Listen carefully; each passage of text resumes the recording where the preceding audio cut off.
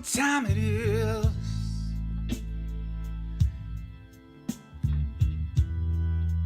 You showed up on time to hang out and play some Pressleys.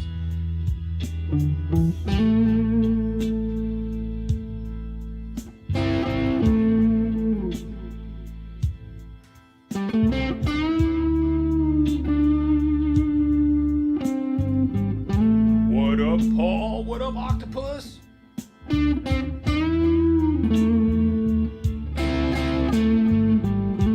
Wayne, Kush, Dave.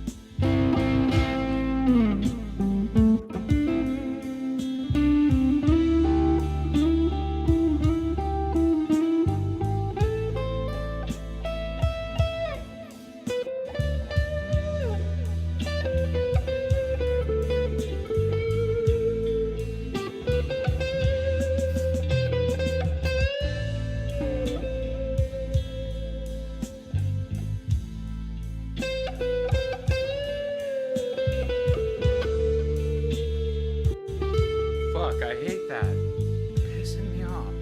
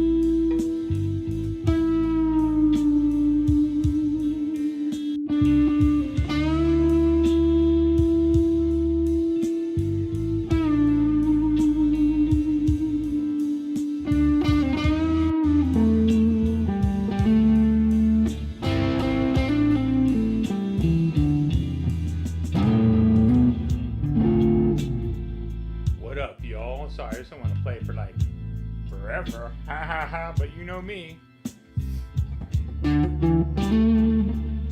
Cause I got the blues.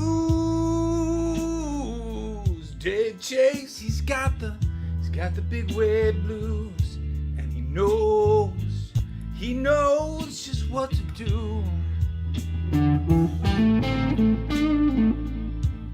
Big wave Dave, he came to hang out and watch out see the unenveloping. Cause he had never previously heard the word unenveloping. And he was wondering exactly what the contents of that word was. And I was like, dude, come on by. We're gonna do some unenveloping.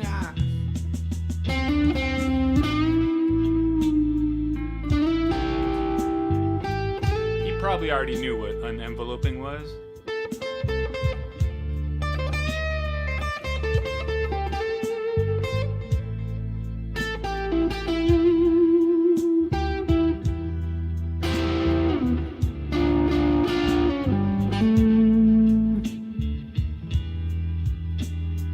Why does my spark amp? It just wants to be a little punk bitch. I really do love my spark amp, and I hate to call it a little punk ass bitch. Maybe it's my phone, but my phone's a brand new goddamn iPhone 15.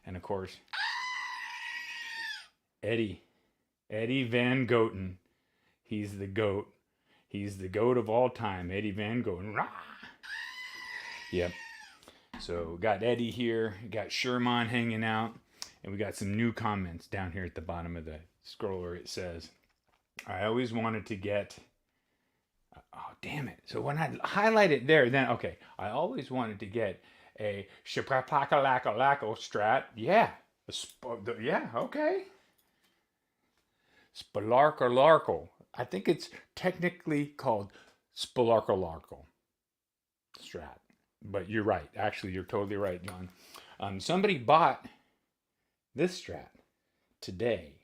So it's sold. It's just, I'm going to pull the strings, retune it, new strings, box it up, send it out. So somebody is freaking stoked because they got, I'll tell you right now, on the Reverb website right now, the guitars that I have up there are very underpriced. The next series that goes up will probably be more, but not to say friends of the channel. I'm like, oh my God, playing with Pressleys and I watch Guitar Safari. All right. Then we'll go to the normal, like you were a local coming in for a rotator guitar. If you get a rotator guitar, you could come through. That the red ones are rotator. The green ones are rotator. This here is a rotator. This here I'm going to talk about with the unboxing and the unenveloping, but this is also a rotator, but maybe not. I don't know, but I could put it in the rotators. If somebody came through and they're like, oh, I want a rotator and I want that one, we could do that. So that just means that you can take it. If you love it, keep it forever. It's yours, but it's a rotator. So if you wanted to come back through and choose one from the wall, there'll be between 5 and 10 rotators, depending on how good, times are at the time, usually about 5 minimum. And then if you wanted to take a rotator, you pay me $60 and you swap out and take a different guitar. The $60 covers a string change and a setup and a maintenance and a cleaning. And if there's any damages to your guitar, we just kind of check it over like you would at a rental or whatever. And it's very inexpensive. Like even if you were to severely damage a body could be replaced for $200. So, 100 and whatever. So yeah, that's the rotator thing. So I was trying to roll with that, and so somebody bought the blue guitar.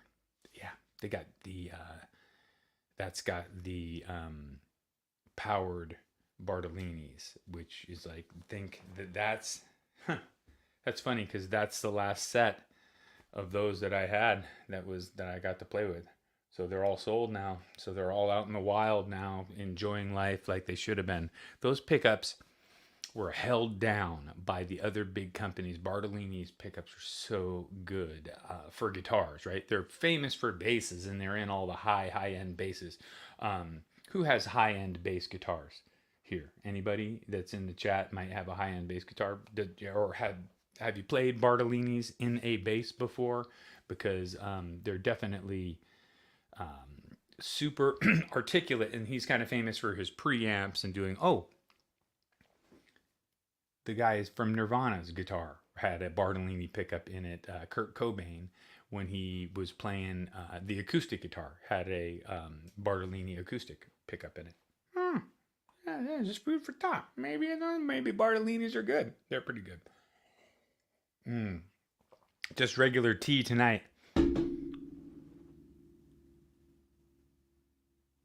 Well, maybe it isn't regular tea. I'm switching up anyway. We're gonna do it. We're just gonna do the one beer. Just one beer a day, y'all. One beer, and then it's gonna be no beers, and lots of free time.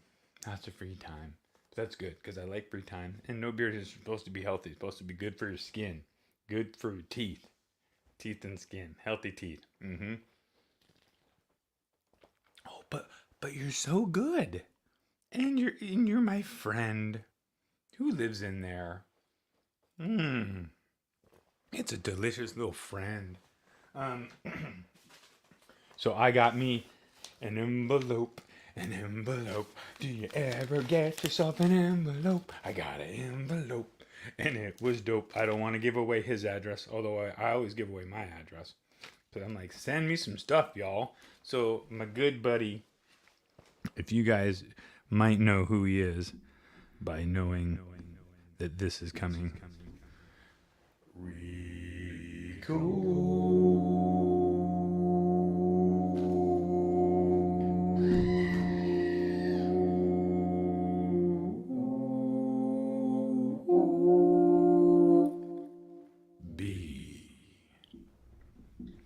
Came through for me while he was in Hawaii, knowing that I'm a former resident of Hawaii. So, backstory. I grew up in Richmond, California, just east of San Francisco across the bay, and just north of Oakland, the hood, and kind of a little bit of a tough town. But anyway, when graduation came around, I freaking bailed town, dude. I had a surfboard and a suitcase, and I had $2,900 or something that I had saved up. Me and my buddy who worked at the TV store with me in Berkeley, Tony, we moved to Hawaii. We're like, we're doing it. I mean, worst that can happen is we can fail. So one-way ticket, enough money to get into town, get a hotel for a week, get an apartment, and then get jobs. That was the plan, and it worked. It worked out. So I lived there 5 years, surfed every day, loved it, became like semi-pro surfer, ended up just shredding up and down the coast in California, and did more of my professional surfing or semi-pro surfing in California than in Hawaii, because the contest circuit, if your goal was to end up on the international tour, which is like the goal, so you get to go to all the best waves, you want to be in California to accumulate the biggest points to be able to get that goal. So my surfing career and other things brought me back to California anyway. But I sure do miss Hawaii, and my buddy Rico B from sunny Arizona is in Hawaii a good amount of time. I don't know the deal. He's got an amazing timeshare over there or something, or maybe works over there a lot. He might work over there. But look at this. This is beautiful. This is like, I don't get to go to paradise much. But when I pick up this pick right here and I shred myself a little paradiddle, skippity bop boop a doobie doop beedly loo bop boop a doo. I just took a vacation to paradise. It's like, tropical goodness. So I'm very thankful. A little plastic pick goes a long way. You know what I'm saying? Like, it means a lot, dude. And then it's a little note said, so you guys know how good I can read. It says, "Hey Seth, Shukamanu, Rabitabaro, Skivada, Spam, Zia, Rico." So, and that's my reading, not his writing. His writing probably has something very coherent there, which I'll ask an elder to translate the odd words that are amongst that just are on the paper. Oh, this is dope. I'm acting surprised. That was good, huh? Because I did look earlier, but this is dope. Wow. Was that even better? Was that better acting of surprise? Because you want to go take 3? What?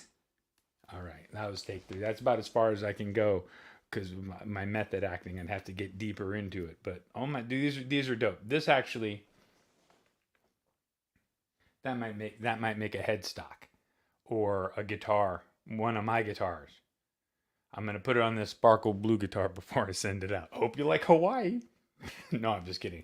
I'm not gonna do that to whoever bought it. Don't ask for a refund. Not tonight, because I'm already gonna get a sushi dinner because we're gonna celebrate. No, I'm kidding. I'm gonna have a quesadilla. You guys know what I have on Wednesday nights. Mushroom quesadilla, right? Mushroom quesadilla on Wednesday nights, because my wife is working.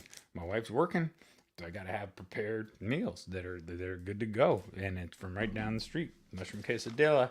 So that is dope, dude. So now I've got paradise in a pick, and I've got a really cool sticker, which is really, pretty fantastic. Maybe, Rico, this will go on to the Geo Metro. What? You better look out. Vroom, vroom. Better watch out. because then I could be like, "Yo, bro, never shoots cars." Was one time get him in a hood. The Howley, my brother hit a scooter in a bush because it had a flat tire, and they had to go try to get something to fix the flat tire. And the Hawaiian guy, when they came back, he thought that he was all mad at him for putting it in the bush, and he was like, "No, he was being cool." He's like, "Oh no, the Howley went and hit him in the bush," which we thought was hilarious because the Howley did hide him in the bush, and he, wasn't going to just leave it on the side of the road for someone to steal. Hawaiian scooter adventures, boy, those things are deadly. There's probably 20. I don't know how many people killed every year. This is an amazing keychain. And it's got like on the North Shore, you ride a long, thin board typically because the big ways, well, the boards have changed a lot in the last few years though. North Shore, baby. Although that guy's flying above the wave. It seems to be, you know what they did? They landed the logo on the thing, so they did a good enough job.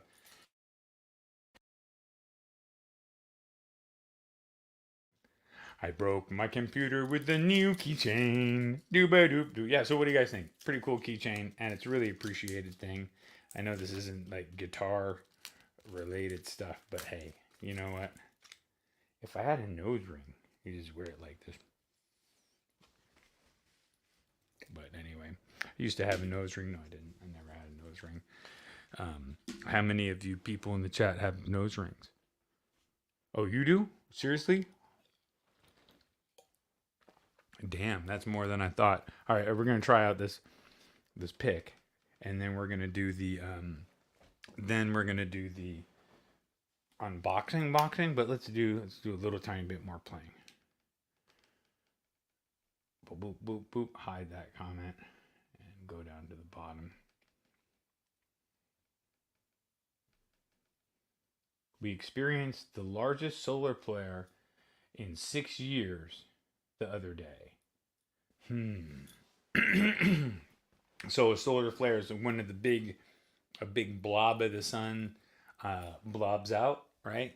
And is that what you're saying is affecting my is flaring up on my YouTube? Oh man, that's messed up, dude. So we've got the interstellar flare-ups stopping my jams, and we can't have it stopping the jams.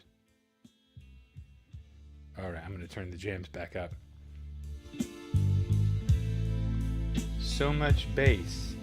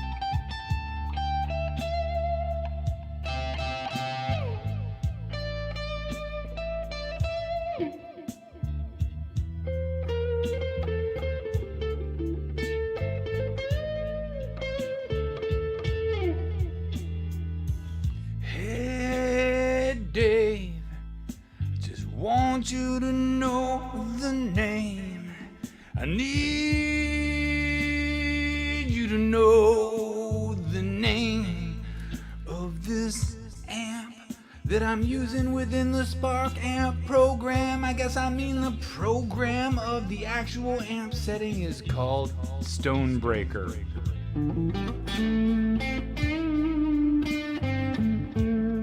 I use it mainly for my blues, but let's just go over to a metal tone on the same blues track.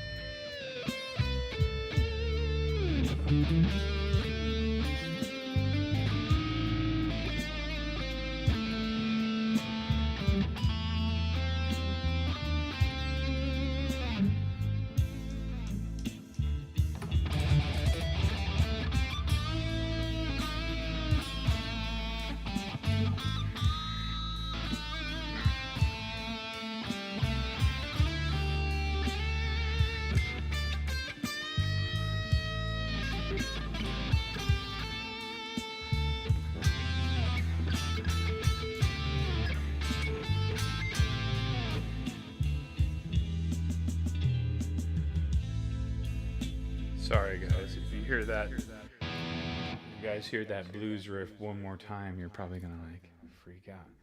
Sorry about that, but that was really fun. So that's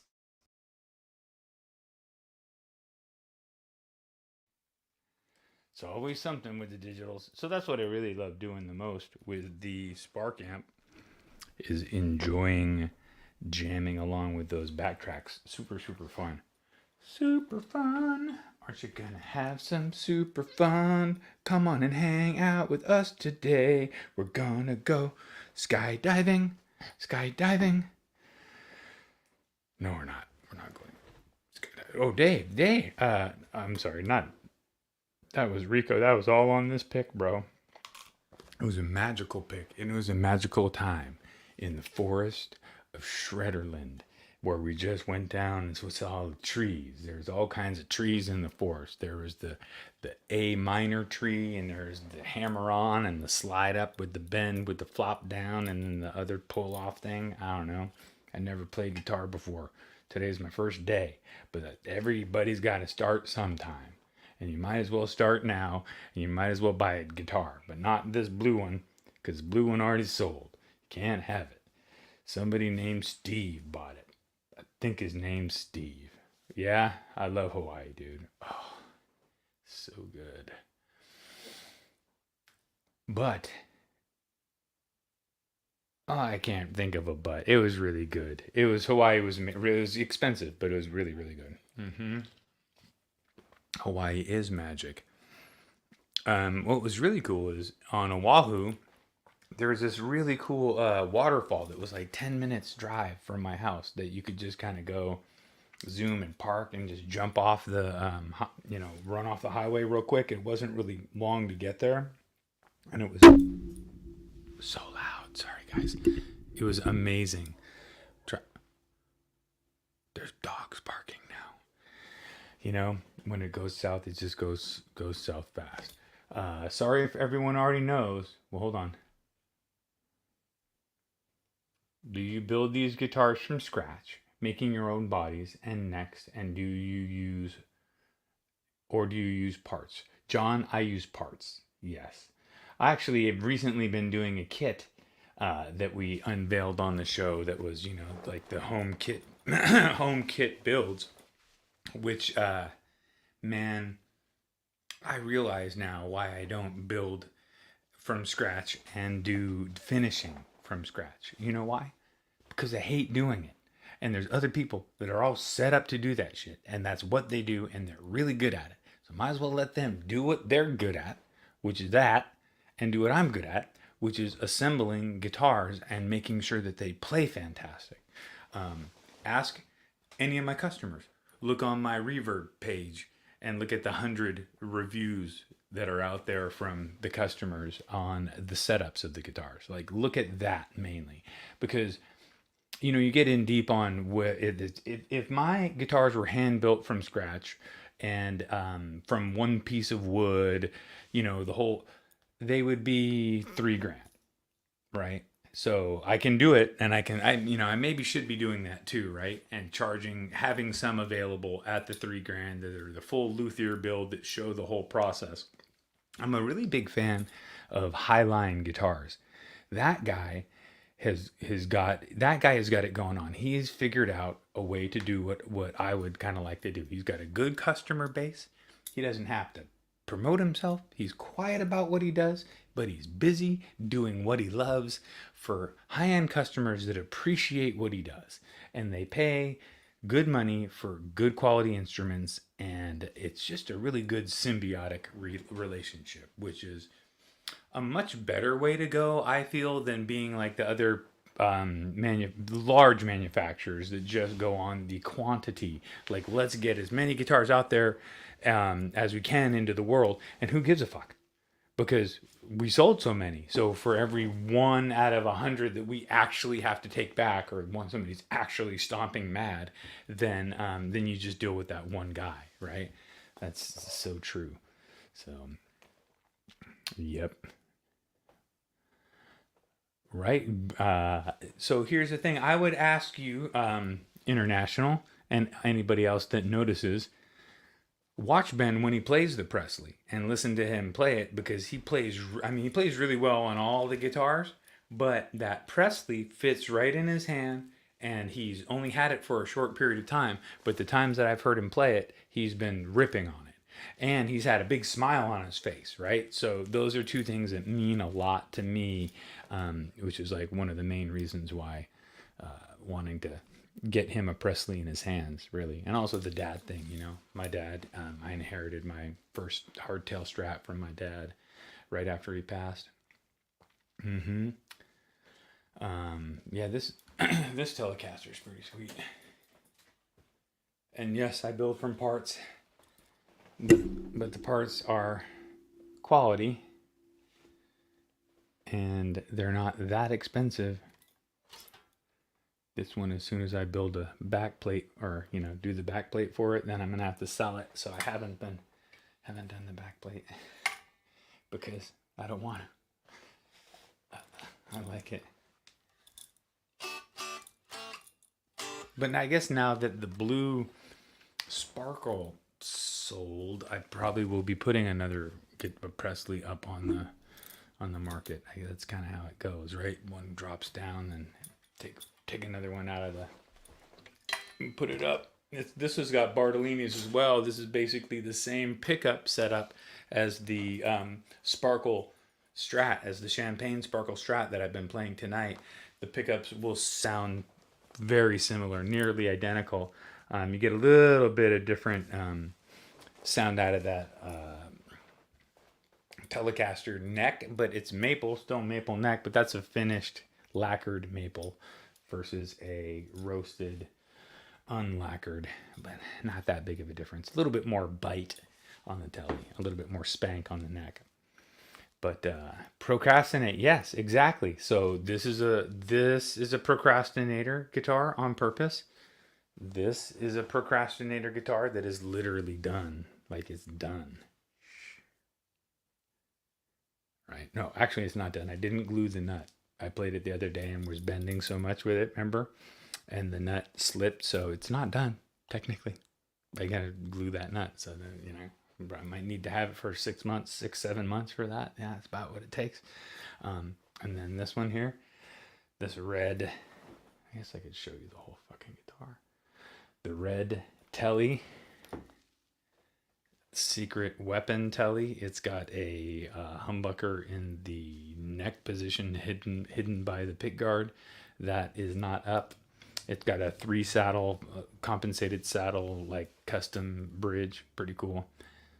And then this one's up there. This one is my friend's daughter who has a rotator, so I won't sell that one. The yellow one, the yellow Strat. And then the pink Tele, or the pink burgundy mist sparkle Tele. is, oh, that's also two Bartolinis, just like the Sparkle Strat. So that's very, yeah, and FM Believable. Yes, we should talk about a build with Charles, like a custom something cool. I think when you see this Mustang that what I decided to do was, you guys know Fano guitars, right? And Vola guitars, but I'm pretty sure it's mainly Fano guitars because I've seen a few of them that were light to light medium relic, and they were essentially wood that was not vinyl sealed before it was hit with the nitro. So the nitro seeps into the pores of the wood, and you can see the grain of the wood, and it's still nitro-y and very very light coats. We're not talking like a thick. So that's what I decided to go for with the Mustang, mainly because I only had one can of paint. So I had seen that style and liked it. So I was like, well, why don't I use what I have?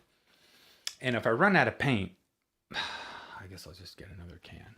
But I want to keep it really, really light. Dude, John, it's all good. Yeah, I like the workshop required to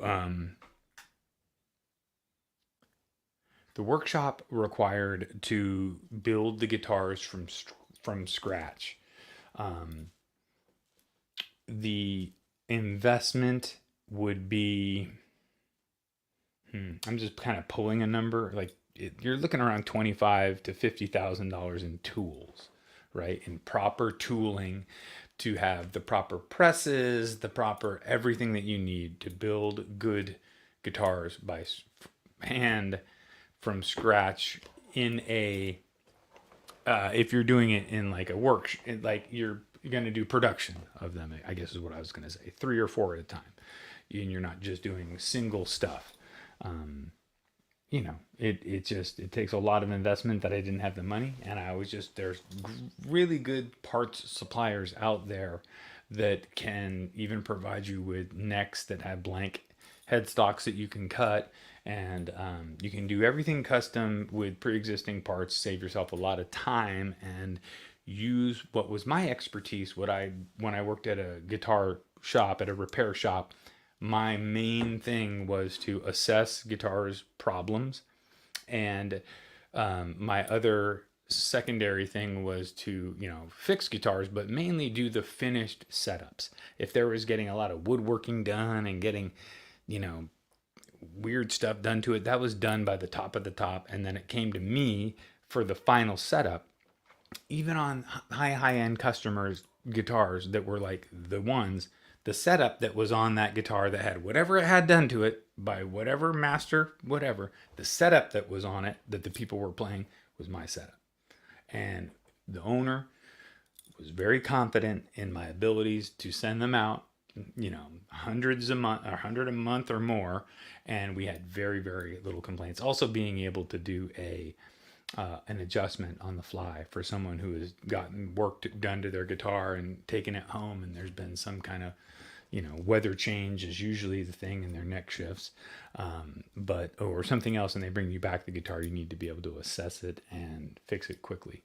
So that's something I got really good at, and that was my expertise. That's why I focus on mainly doing builds of existing parts, because it's better for the end customer, really. Also, you can go and buy one of my guitars today and have it shipped and all that for under $1,000. You're not going to get a case anymore, but you can get the guitar with the case probably for $1,200. So it was pretty good, hand done. Got a few projects, nice. Yeah, it's getting started, right? Because you want to make sure that you've got stuff. Preparation is everything. I started painting that stupid Mustang way before I should have. I should have set stuff up a lot more, but I always get antsy, and I got the anticipation of like, I got to get in there. I got to do something. So all I want to do is work. So should we do the second the first was the unenveloping. Now we have an unboxing, and the unboxing should be riveting and exciting. No, so it's really actually pretty cool. It's why I got this guitar out, because this guitar is gonna have something done to it. We're gonna do, so this is a nitro body, 2-piece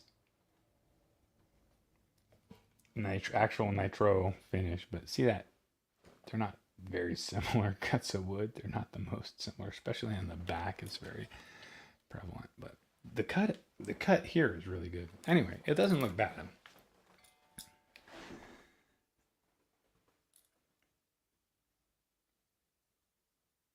It's not too bad, right?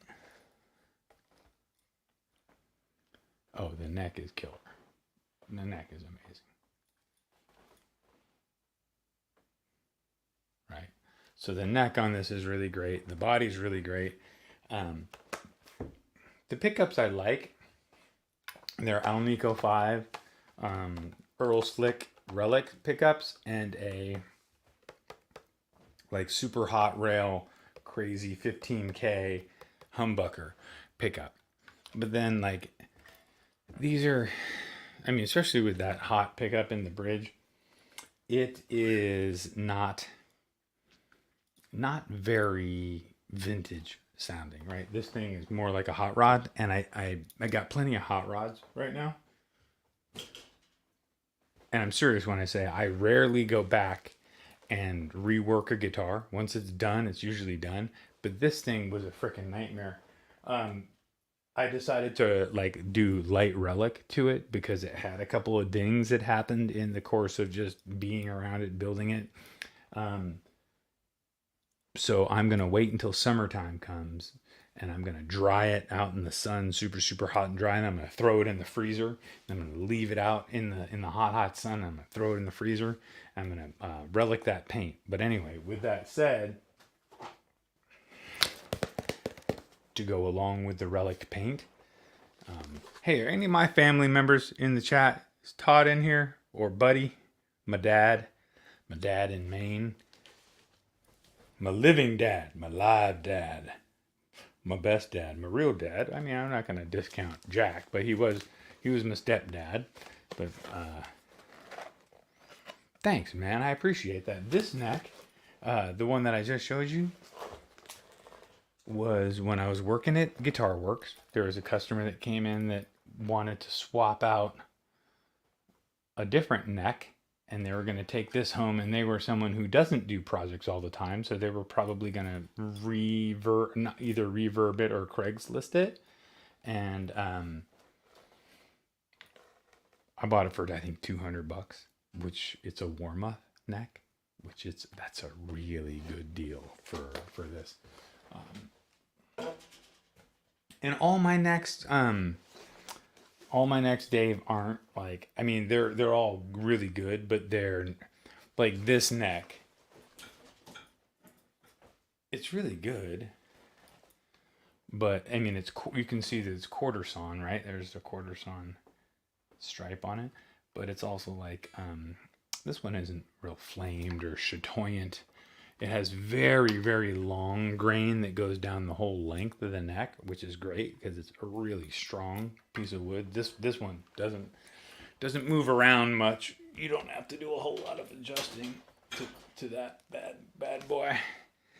Hey, we're almost to, I think it's the Macaroni Award that they give you for 200 subscribers. Last time I checked, we were 198, but I mean, we've fluctuated. We go 197, 199, 198, 193, 197, 199, 198. We never go to 200. But that's cool. Got the algorithms holding me down, trying to keep me down, trying to don't let Presley come onto the internets, because the whole world's going to watch. The whole world's going to tune in. And what are we going to do when people are supposed to be working and everybody's watching Presley? And what's he doing? He's not doing shit. You shut up, Eddie. Don't tell me what to do. He's just mad. So here's the box. This box had a barcode. This is from Deliverance Pickups from, wow. Oh, I'm dyslexic, so I read this as Slayersville, but it's Sailorsville, Kentucky. Kentucky, y'all. Deliverance Pickups. Ouch. I think that was the extra thing. He sent me extra pickup covers.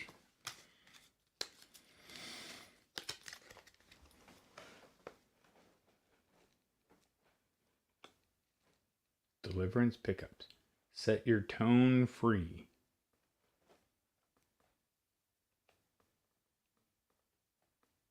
I know you haven't heard him yet, so that's the thing, right? We're gonna probably hold that up again when I do the thing. And look, he's smart. He did the QR. Just scan it, and it'll bring you right to his little deal. And then he'll have some pictures of some Pressleys eventually once I start, because we're doing a collab, him and I, where he's doing custom hand wound pickups, which aren't only just custom hand wound, but we also talked about what tone we want to go for, right? And I had never had anybody ask me that question. It was interesting to have someone say, what tone would you want in your pickup set? Wow. Well, hey, maybe that's a Guitar Safari question, right? Because we could really talk about that. Like, you got to be introspective a little bit when you think about it, because and we weren't talking humbuckers, we were talking single coil Strat setups for he wanted to, he saw the hardtail Strats and was stoked on those, or the Strats anyway, because I don't know if I'm putting these in a hardtail anyway. So I decided what I wanted to do was go with quarter pounders, y'all. Yeah. So Seymour Duncan, I think it's Seymour Duncan quarter pounder single coil. They have, massive pole pieces. Look at those pole pieces. Oh, do I have a regular pickup just laying around here? I do somewhere, but I could. Oh, well, I guess I could hold up this guitar.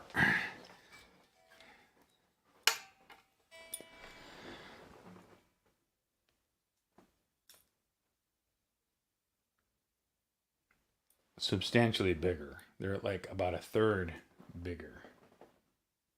And they are quite heavy. So we went with, oh, he didn't write it on here. I think we went with 6, 8, and 9K. I think, I forget, but we went with the vintage kind of output level, but with the big magnets and with I forget what wire he uses, specific kind of wire, like a vintage wire, to give it. I wanted it to have a classic tone, but sound like bigger. Like, whoa, what the like, you just like, whoa, why is this like so powerful? And then then probably you'll notice, oh wow, those pole pieces are huge, and then it's gonna have just hopefully have a lot more attack and bite and push than well, it's not going to have more than this humbucker, that's for sure. But that's fine. But it'll be way more of a classic setup, and I like this. In the future, I think we're going to have to do like something that says how it's made for Presley Customs. Presley Customs Edition, PC. Presley Custom PCE, Presley Customs Edition. Any way to call out the fact that they know that these were specifically done and designed for Presley. Oh, you know what I could do? I can 3D print pickup covers with Presley on the sides of them. Because you wouldn't want to cover up those beautiful, huge pole pieces. That would be a shame. So, Uh-oh. James Hetfield is watching, huh? Yeah, yeah. Yep, he probably is. Um, we got John saying he has a quarter pounder sitting in the middle position in one of his strats between the JB Bridge and the DiMarzio. Um, he loves the quarter pounders. They're great pickups. Wow, that's really good to know, John. I know I'd played a couple on in the bridge position. I think it was like regular strat pickup, and then quarter pounder in the bridge, and it just felt like it didn't make it bite more. It just made it like more present and bigger and fuller. And of course, it's in the bridge position, so it has more bite to it just because of its position. But the pickup itself didn't seem like it was thinning anything out to get that right. It was just thick. Lindy Fralin, yeah, he makes amazing pickups. Of course, yeah, Lindy Fralin has been doing it forever. But here's the thing, Fralins, I will recommend them. They'll be in my first couple of recommendations every time. Fralins, but the question with that is, how much money are you gonna? What is your budget? What's your intention for the guitar? Me building a guitar knowing that it's hopefully being sold and going out into the world, and I'm not going to get to keep it forever.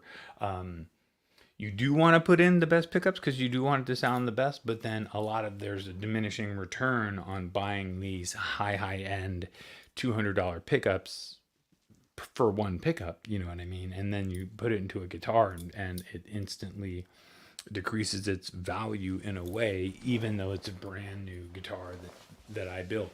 So hopefully this partnership with the Deliverance pickups will help me to put hand done quality custom pickups in my guitars and still keep my price point. I'm trying to keep it under $1,000, but it's been impossible because of the case situation. Case is costing $150. If I can remedy that and find the proper gig bag or whatever that works well for me that I like, I want to keep it around $1,000, And I was even trying to keep it to where you could pay the $60 shipping and then, roughly your taxes. It would still keep you right around $1,000. Like keep it around my price around 900. So when all that stuff lands, you're just a tick over 1,000 instead of 1,000 plus tax plus shipping, because then you are 1,200 when the guitar gets to you, or 11 something. But so worth it. You've got Mexican made strats are amazing, and Charvels are amazing. They're great instruments. They're built, but what they're doing is essentially the same kind of thing that I am, but instead of having one person do each step, you got different people doing every step, and every step of the way, hopefully everything's firing and everybody's doing everything great and they're all having a good day, and those guitars exist. But then more commonly, one part of the phase, something wasn't getting done right. It was somebody's first day, somebody had a bad day, somebody just was, that one got messed up. And, if depending on how many times that happened to it along the way, so it's a difference between the one person doing the guitar and saying, here you go, there's a guitar that I built with my name on it.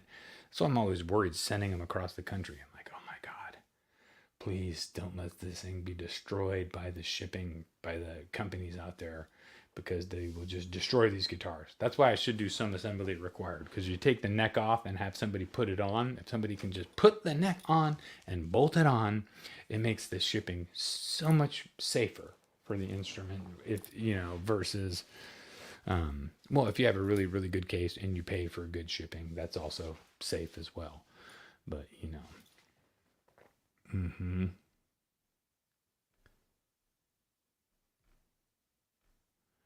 Smith Models is saying, nice, ask for proprietary design with your logo. Right, yes, exactly. My logo is essentially a font that exists, and it's just my name written in that font. That is my logo, and if somebody wanted to rip it off and do fake Presley customs, that would be completely a possibility, and it would be hilarious. Especially like if they did it and they were like way better than mine, that would be unbelievable. I'm just kidding, wouldn't happen, but you know what I'm saying. But thank you for, if you like the logo. Part of that's part of my journey was when we were initially starting. My wife and I were going back and forth about, we have to get the logo and we want to make sure it's our perfect logo and it's the one that we love forever. And it's just, and what I found was happening, because I was working at the guitar store. I had all the repair shop. I had all the tools at my disposal and all this. Yet I let this design aspect completely stop me from pursuing what I wanted to do. And I finally said, I'm ordering some decals using the available fonts. I'm doing it from the best company that everybody's been telling me, the people that I trust have been telling me is a great supplier, getting quality stuff and going for it. And so I did it, and I haven't looked back, and I'm 50 something guitars of Pressleys down the road. So that's pretty good for a single one man operation. I'm hoping to, I don't know, man, if I could build 5,000 guitars before I die, that would be amazing. And that would be all that's out there. And maybe the people would pass them on to their kids, and maybe people would keep them playing for 100 years after I'm dead. That would be kind of cool. Maybe they'd end up being like something, oh man, you have a Presley? Fuck, there was only 5,000 of those because the guy, there was just the one guy, and he never had a factory with 20 guys working for him. That might be cool, because you have one of my guitars. That's what you have. You got a one guy deal. And not only that, it's a guy that's on the internet talking stupid all the time. You can always come on here and chat with me and blow me up. But luckily I've done pretty good. All my people. Yeah, I'm looking at you guys, all you beautiful folks out there in the demographic of hanging out with the Presley, playing some Presleys. It's pretty fun.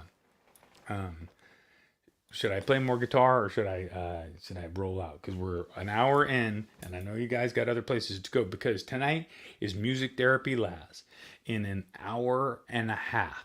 Right, 6:37, 8. He goes on at 8. So I know it's pretty late for some of you guys, but some of you guys are just like, that's early. I'm just getting up. I'm just doing my thing. So I really, really sincerely appreciate everybody coming through, hanging out. Rico, B, you're the best. I love you, Rico. You're so cool. All right, I know, but none of that stuff is for you, Sherman. So just step off my stuff. It's my surfboard, and you're going to have to find your own keychain, buddy. So, dude, you guys are awesome. I appreciate you coming by and hanging out with playing some Presleys. I try to not to just keep rolling on here, because I don't know whose toes I'm stepping on. I think that there's also like the Under the Bus crew, or there's some other people out there on the internet. I have to ask Charles, because Charles knows all that, and he can tell me whose toes. Dude, thank you, Dave. I appreciate you. Hopefully I did a little bit of shredding and just hung out and had some fun, right? I mean, that's all I'm trying to do when my wife is working on Wednesdays. So I'm usually here alone. But actually, tonight I could have been doing some work. That's what I came down to the workshop, and I started to do some back sanding to get runs out of the paint of the damn Mustang that I screwed up on. So I'm just gonna, because I don't have a paint booth, and I got all excited and I went out there. I was, so I'm back sanding it, and then I'm gonna make it pretty damn perfect for what I'm doing. But you have to do everything 3 times if you don't do it properly prepared. So that's just life. That's just how we do it sometimes. So, dude, thank you guys all for hanging out, and I'll see you on Friday. Me and Charles, we're doing Guitar Safari, and well, man, I don't know what our topic is, but it's gonna be riveting. I'll see you guys then, all right? I appreciate y'all. And